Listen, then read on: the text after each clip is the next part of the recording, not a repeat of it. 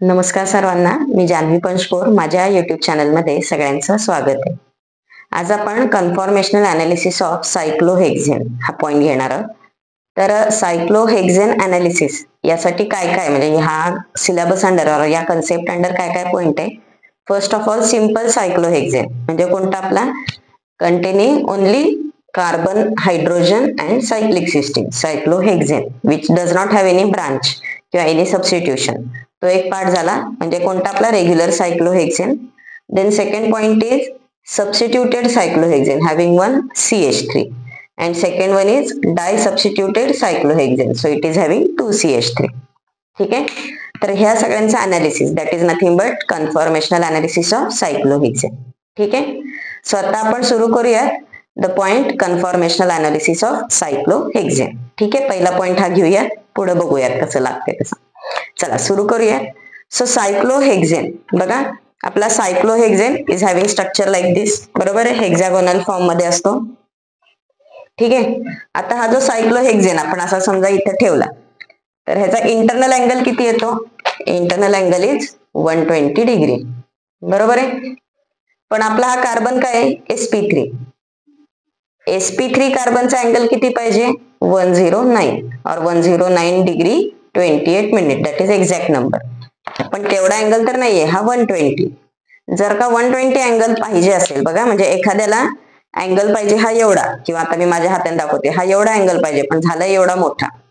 लक्षात येते? रिक्वायर्ड पेक्षा त्याचे काय झाले, बॉन्ड मध्ये काय झालंय, अँगल वाढलाय. रिक्वायरमेंट पेक्षा जास्त झालाय तर त्याच्या अँगल मध्ये काय येणार आहे? स्ट्रेन येणार आहे. It will have angle strain. बरोबर आहे. आणि स्ट्रेन आलं, आपण बघितलंय स्ट्रेन आलं की काय होणार आहे? Molecule will be unstable. ठीक आहे.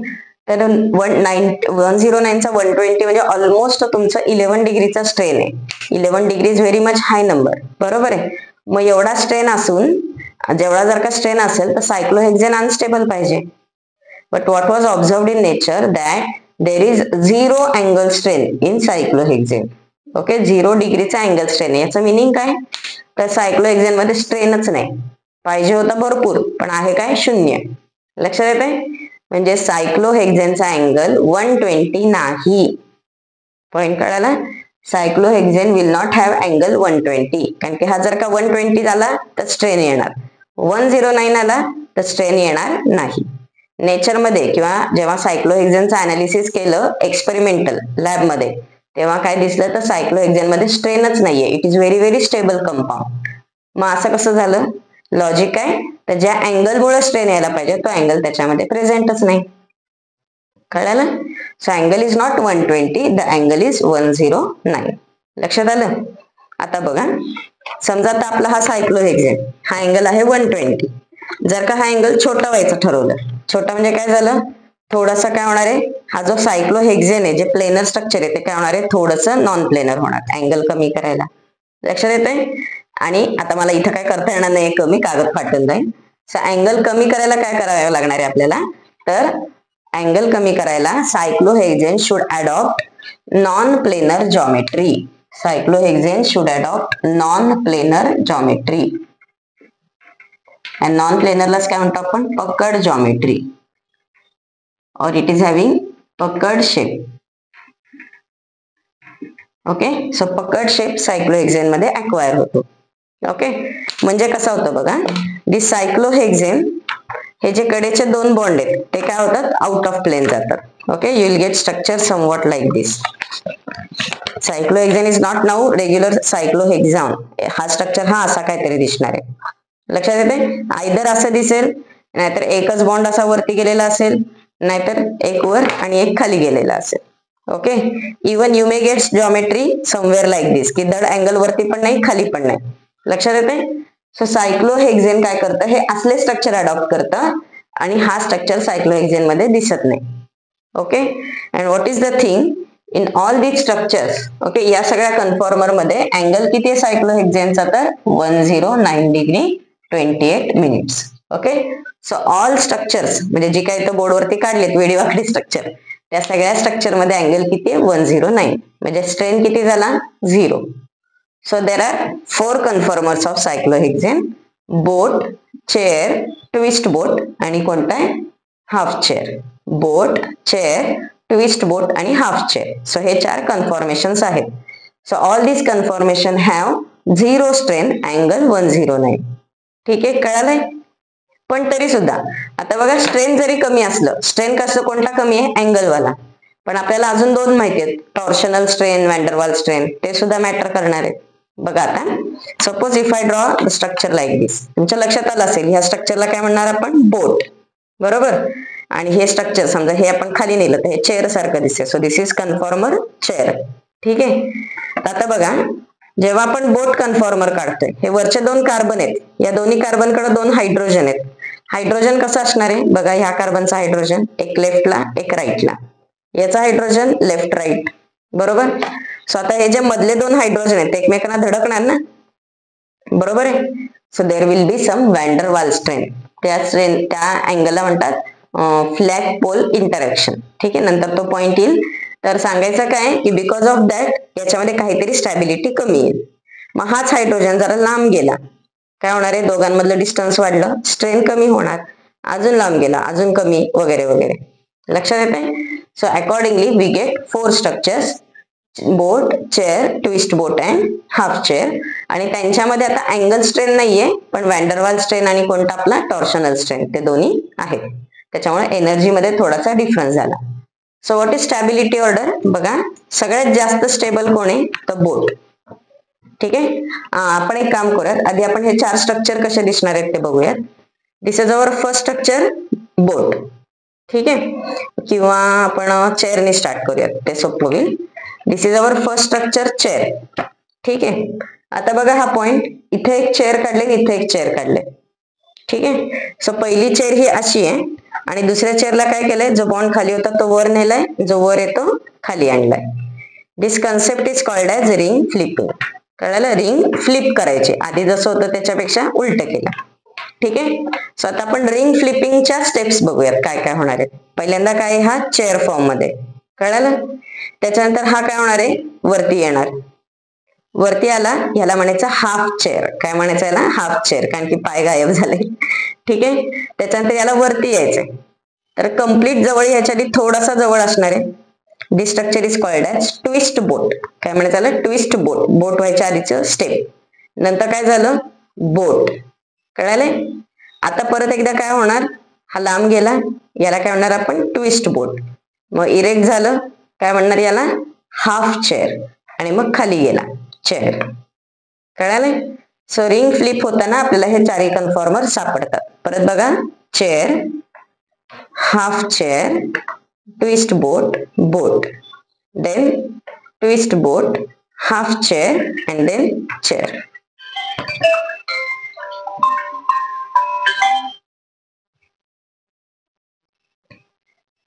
ओके, सो परत बघा, we have a chair, then half chair, twist boat, boat, then twist boat, half chair and then chair.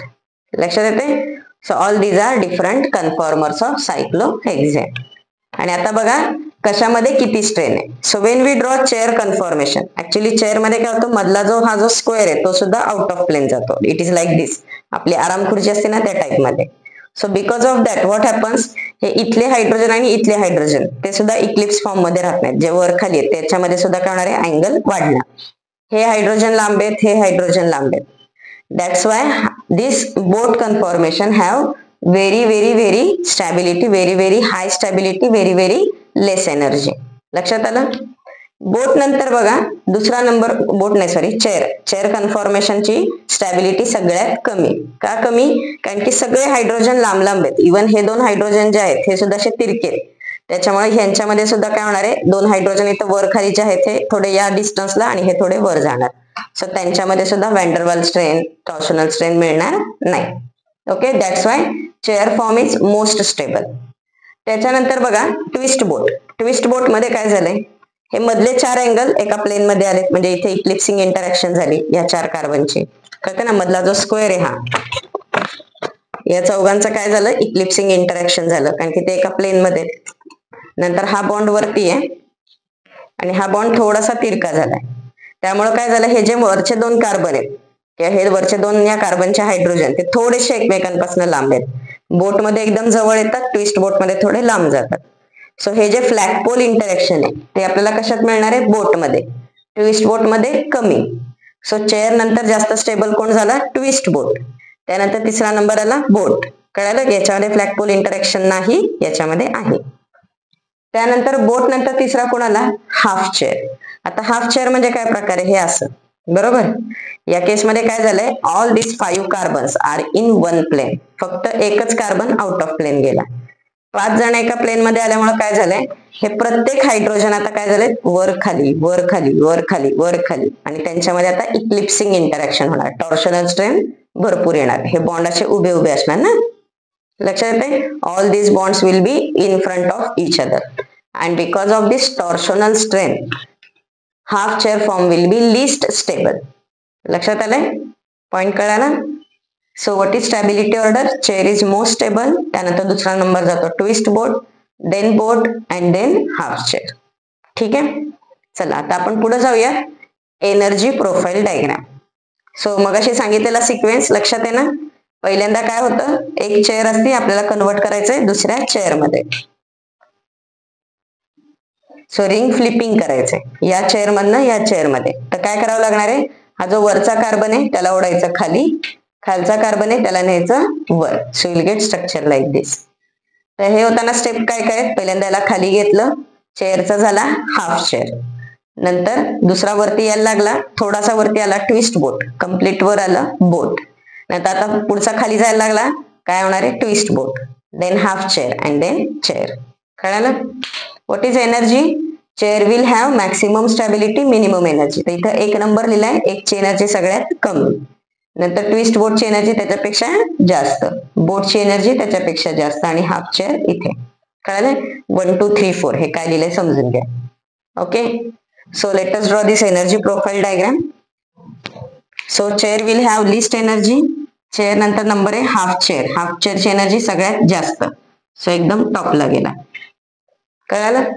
त्याच्यानंतर ट्विस्ट बोट. ट्विस्ट बोटची एनर्जी कमी आहे, so it will come at number 2. बरोबर, twist बोटची energy इथं आली. नंतर बोट. बोटची energy किती आहे? 3 नंबरला. सो बोट आपला इथं आला.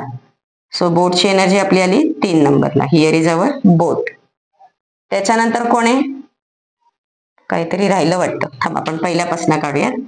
So chair will have list energy. आपण हे असं काढूयात मगासारखं, डॉट डॉट डॉट, म्हणजे चुकणार नाही.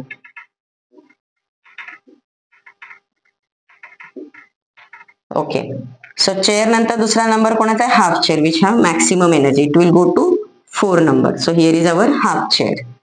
त्याच्यानंतर कोण नंबर आहे? Twist boat. Twist boat is at number 2. So energy कमी कुठपर्यंत होणार आहे? 2 पर्यंत. कळलं? त्यानंतर boat. Boat will have energy number 3. So energy increase झाली कुठपर्यंत? 3 पर्यंत. Then again twist boat. It will again come back to 2. Then half chair maximum, and then chair. लक्षात येते? So this is energy profile diagram for cyclohexane. Okay? So cyclohexane आणि त्याचे conformer हे कळालं इथपर्यंत. आता सगळ्यात महत्वाचा पॉइंट, हाऊ टू ड्रॉ सायक्लोहेक्झेन. ठीक आहे, सो तो आपल्याला मेन पॉइंट बघायचा की सायक्लोहेक्झेन त्याचे बॉन्ड्स कसे काढायचे. Okay, so what we are going to see? We are going to see how to put hydrogens on this cyclohexane. सगळ्यात महत्वाचा सायक्लोहेक्झेनच कसा काढायचा, कारण की तो आता पकड शेप मध्ये गेला, चेअर बोट फॉर्म मध्ये. तर आपल्याला स्टेबल स्ट्रक्चर काढायचंय. स्टेबल कोणतं आहे? Chair form. सो चेअरचं स्ट्रक्चर कसं काढायचं बघा. स्टेप बाय स्टेप सांगते. ह्या कन्सेप्ट म्हणजे आता तुम्ही समजा चेअर कन्फॉर्मेशन वगैरे ते कसं काढायचं असा कोणताही व्हिडिओ किंवा तुम्हाला कुठेही मिळणार नाही. डायरेक्ट सांगणार की हा सायक्लोहेक्झेन, हे त्याचे बॉन्ड्स. तर कसं काढायचं ते नीट बघा. एक एक पॉइंट तुम्ही काय करा, नोटबुक मध्ये लिहून घ्या की कसा काढायचा. पहिल्यांदा हे करा, मग ते करा, मग ते करा. म्हणजे जेव्हा तुम्हाला ड्रॉ करायची वेळ येईल तेव्हा हळूहळू तुमच्या स्टेप्स डोक्यात बसतील. नंतर काय तुम्ही पाठच करणार, हुशार आहे. ठीक आहे, चला. So we have to draw 2 cyclohexane mirror image सारख्या. So how to draw? First draw 2 parallel lines. एक अशी काढली, एक दुसरी त्याची मिरर इमेज. ठीक आहे, व्हॉट इज द रूल? वरचा बॉन्ड वर न्यायचा, खालचा बॉन्ड खाली न्यायचा. म्हणजे ही वरची लाईन आहे ती थोडीशी वर न्यायची, ही खालची लाईन आहे त्याला खाली आणायचं. वरची लाईन आहे थोडीशी वर न्यायची, खालची लाईन आहे तिला खाली ओढायचं. कळालं? So how to draw line. Next one, आता जो वर गेलाय त्याला खाली आणायचं, जो खाली आहे त्याला वर ओढायचा. म्हणजे हा वर गेलाय त्याला खाली आणलं, हा खाली आहे त्याला वर नेलं. जो वर आहे त्याला खाली आणलं, जो खाली आहे त्याला वर नेलं. ओके. आणि आता काय उरलेले दोन बॉन्ड जॉईन करून टाका. So this is your chair conformation. कळालं कसं काढायचं? Okay. Either you can draw like this और लाईक दिस. कोणीपैकी एक काढलं तरी बस होतं. दोन्ही काढलेलं कधी चांगलंच. दोन्ही स्ट्रक्चर आलेले कधी बेटर होतात. ओके. चलो आता आपण याच्यामध्ये बॉन्ड्स काढूयात. तर कोणता पण सायक्लोहेक्झेन आपण काढला तर प्रत्येक सायक्लोहेक्झेनला 2-2 हायड्रोजन आहेत. आणि जेव्हा आपण हे प्लेनर जॉमेट्री काढतो तेव्हा हे हायड्रोजन कसं काढतो? One is above the plane, one is below the plane. बरोबर ना? सो अबाव द प्लेन जो हायड्रोजन आहे त्याला काय म्हणायचं? अप. आणि बिलो द प्लेन आहे त्याला काय म्हणायचं? डाऊन.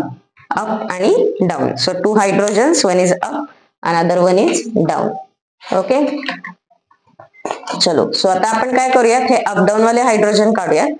नेक्स्ट वन म्हणजे प्रत्येक कार्बनला 2 हायड्रोजन असणार आहेत, एक असणारे अप आणि एक असणारे डाऊन. एक असणारे अप, एक असणारे डाऊन. कळलं? अप डाऊन असे असणार आहेत. Okay. Next one, orientation wise we have also equatorial and axial. ठीक आहे. इक्विटोरियल बॉन्ड म्हणजे कोणते असतात? तर लेफ्ट राईट. आणि ॲक्सियल म्हणजे काय? Top bottom. म्हणजे ह्या सायक्लोहेक्झेनच्या कडेने जे बॉन्ड आहेत जर का वर आणि खाली काढले, वर आणि खाली, तर त्यांना काय म्हणायचं? ॲक्सियल. आणि लेफ्ट राईट काढले तर काय म्हणायचं? त्यांना इक्विटोरियल. ठीक आहे. म्हणजे बघा आता हे एक्झाम्पल बघा. Here we have drawn 1 carbon वरती, काय ना orientation. So this is called as axial. आणि हा राईटला काढलाय याला म्हणायचं इक्विटोरियल. ओके. अजून एक्झाम्पल बघा इथे. हा एक वर काढलाय याला म्हणायचं ॲक्सियल. आणि हा लेफ्टला काढलाय याला म्हणायचं काय? इक्विटोरियल. ठीक आहे. सो अप डाऊन नावाचे पण 2 प्रकार आणि equatorial, axial. Okay. So we have 4 names. तर 4 नेमचं कॉम्बिनेशन काय होतंय बघा. आपल्याकडे इक्विटोरियल आहे तो अप पण असेल डाऊन पण असेल, ॲक्सियल आहे तो अप पण असेल डाऊन पण असेल. So what we have axial up, axial down, equatorial up, equatorial down. कळालं? So all this forms are possible. So आपल्याला आता हे सगळे स्ट्रक्चर काढायचे. So I draw first axial bonds. Okay. So आपण एक छानपैकी सायक्लोहेक्झेन काढून घेऊयात आधी. ओके. सायक्लोहेक्झेन काढताना काळजी काय घ्यायची? तर हे जे कार्बन आहेत हे ओव्हरलॅप करायचे नाहीत. मग कसं आहे ना, थोडासा हा वर ओढायचा आणि हा खाली ओढायचा, म्हणजे बॉन्ड्स काढायला सोपं जातं. ठीक आहे. आता ॲक्सियल काढायचे म्हणजे काय? टॉप बॉटम, वर खाली. सो कसं काढायचंय बघा. whenever we are drawing axial bonds, वरचा वर न्यायचा, खालचा खाली. काय सांगितलं? वरचा वर, खालचा खाली. सो हा कार्बन बघा, पहिला कार्बन वर आहे, दुसरा कार्बन खाली आहे, तिसरा वर आहे. आम्ही नंबर देते म्हणजे सोपं जाईल. 1 2 3 4 5 6. So first carbon is up, second down, third up, fourth down, 5 down, 5 up, 6 down. मग अप वाल्याला अप काढायचं, डाऊन वाल्याला डाऊन काढायचं. कळालं काय केलं? This first bond is axial up. या दुसऱ्याचं नाव काय येणार आहे? Axial down. हा काय झाला? Axial up, axial down. नंतर हा axial up, axial down. Is it okay? कसं काढलंय कळालं? 6 बॉन्ड्स ॲक्सियल. आता आपण हाच मॉलिक्यूल फ्लिपिंग मधला काढूया, म्हणजे याची मिरर इमेज वाला. सो फ्लिप झाला मॉलिक्यूल की कसा दिसणार आहे? It will be like this. Okay.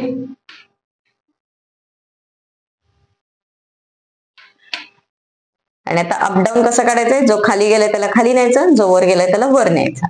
So आपला हा जो C1 आहे तो इथे, जरी मिरर इमेज असेल तर याला 4 नाही म्हणायचं, याला वरती उचललंय, याला खाली घेतलंय. तर हा खालीवाला आणि हा वरतीवाला.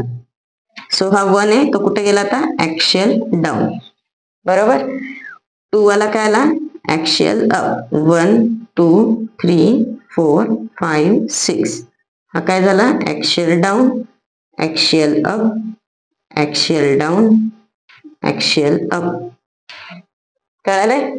So how to place hydrogen on axial position. Okay, नाव नेक्स्ट वन. आता आपल्याला इक्विटोरियल काढायचंय. सो ऍक्शियलचा फंडा डोक्यात फिक्स बसला की आता इक्विटोरियलला जाऊ. Okay, now again will draw same molecule. हा वाला मॉलिक्यूल काढूयात. Okay, now I want to draw equatorial. So परत नंबरिंग करूयात. 1 2 3 4 5 6. इक्विटोरियलचा रूल काय आहे? तर आपल्याला लेफ्ट राईट काढायचंय. लेफ्ट आणि right.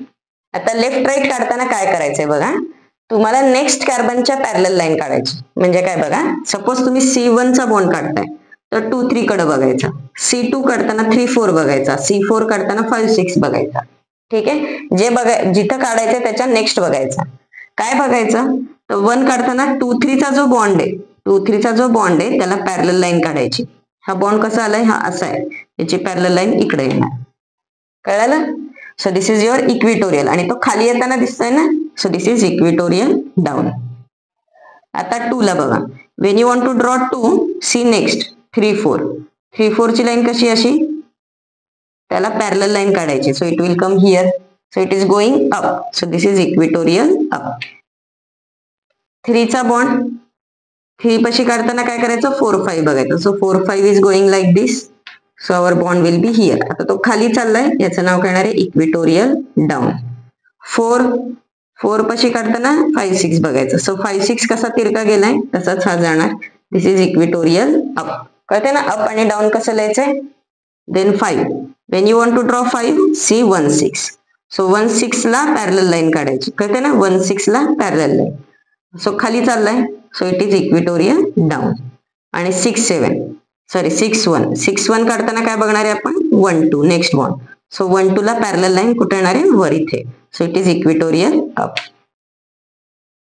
Okay, so these are bonds for cyclohexane. Up down up down. Okay, similarly I think you can draw for second carbon. म्हणजे second flipping झालंय ते काढता येईल आता. ठीक आहे, चलो now what will do, will draw all equatorial axial bonds in one. ठीक आहे, सो कसं काढायचंय बघा. Suppose if you draw a ring like this.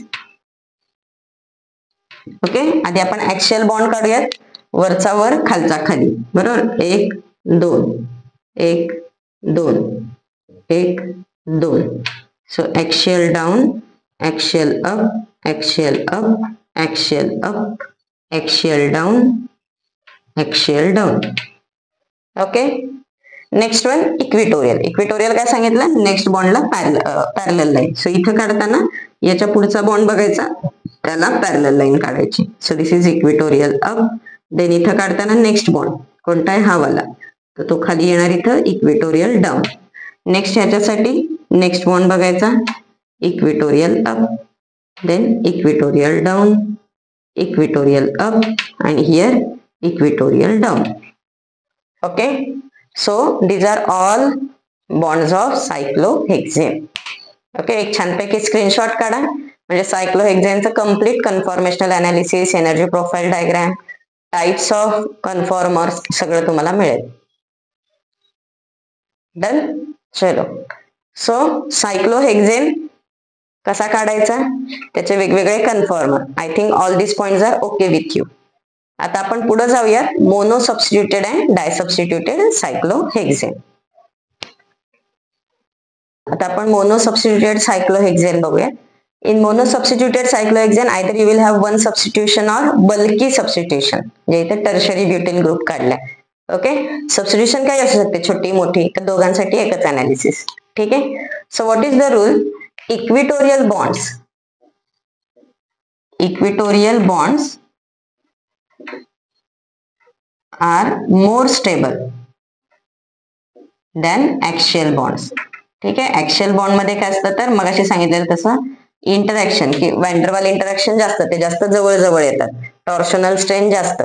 That's why ऍक्शियल मध्ये काय असणार आहे, तुमचे बॉन्डची स्टॅबिलिटी कमी असणार, इक्विटोरियल मध्ये जास्त.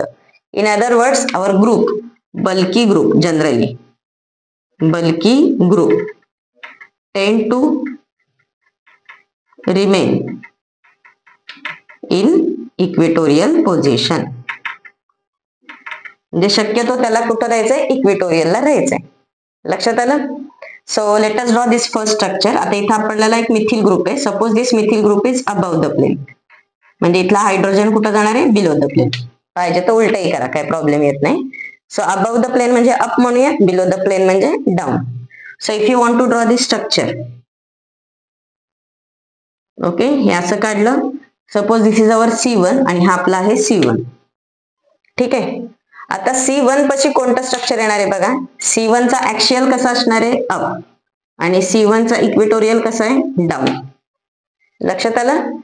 आता बघा, हा आपला अप बॉन्ड आहे आणि हा डाऊन बॉन्ड आहे. कळलं? आता सांगा CH3 कुठे द्यायचं आपल्याला, अबाउट द प्लेन. म्हणजे CH3 कुठे जाणार आहे, अपला, आणि हायड्रोजन कुठं जाणार आहे, डाऊनला. ओके, हायड्रोजन नकोच दाखवायला. So what we have axial up. कोणता बॉन्ड आहे, axial up. Okay, so in this cyclohexane our CH3 is axial up. आता रिंग फ्लिपिंग झालं.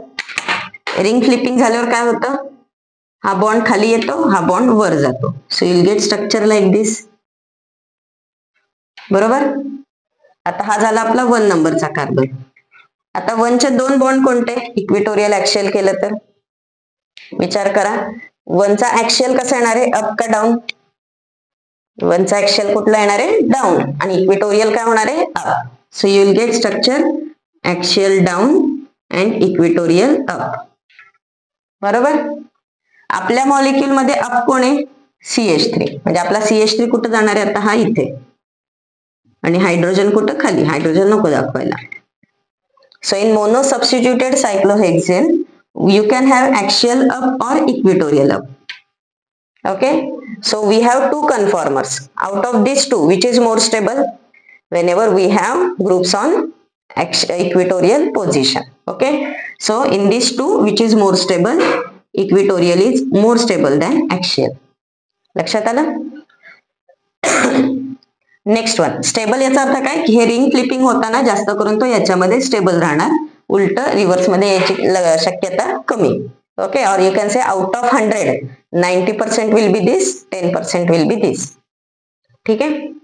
नेक्स्ट वन, आता जर का तुम्ही हा ग्रुप काढला, बरं इथं ऍक्सियल अनस्टेबल का बघा.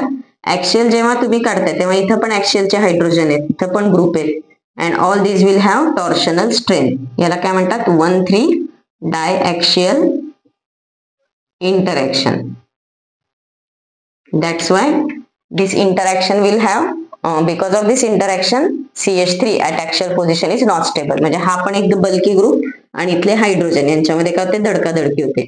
तसं 1,3 डायॲक्सियल आपल्याला इथं सापडत नाही, हे सगळे लांब लांब गेले. लक्षात येते? चलो, so now next one, if you have a very very bulky group.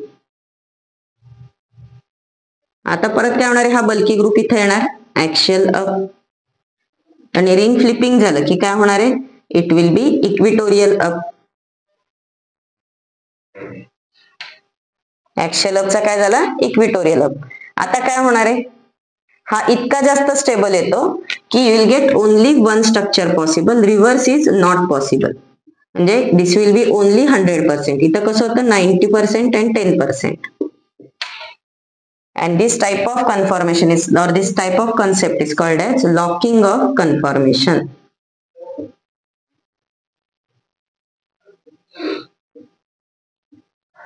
Okay, this concept is called as locking of conformation. Is it okay? या व्हिडिओ मध्ये काय काय बघितलंय, सायक्लोहेक्सेन चे कन्फॉर्मर्स कोणकोणते, ते एकमेकांमध्ये कसे कन्वर्ट होतात, त्यांची stability order, energy level diagram, ring flipping concept, सगळ्यात महत्वाचं काय, इक्वेटोरियल आणि ऍक्सियल कसं काढायचं, आणि त्याच्यानंतर आपण एक्झाम्पल म्हणून काय घेतले, mono substituted cyclohexane. Okay, now we are going to see di substituted cyclohexane, पण ते आपण दुसऱ्या व्हिडिओमध्ये बघूयात, कारण की तो पण एक डिटेल पॉइंट येणार आहे. ठीक आहे. सो डाय सबस्टिट्यूटेड मध्ये काय होतं, 2 ऑप्शन्स कोणते असतात, 1,1, 1,2, 1,3, 1,4, परत त्यात सिस, ट्रान्स, ऑप्टिकली ऍक्टिव्ह, इनऍक्टिव्ह, असे भरपूर प्रकार आहेत. त्याच्यामुळे आपण डाय सबस्टिट्यूटेड सायक्लोहेक्सेन हा वेगळ्या व्हिडिओमध्ये बघूयात. ठीक आहे. चला, सो आपण इथं थांबूयात.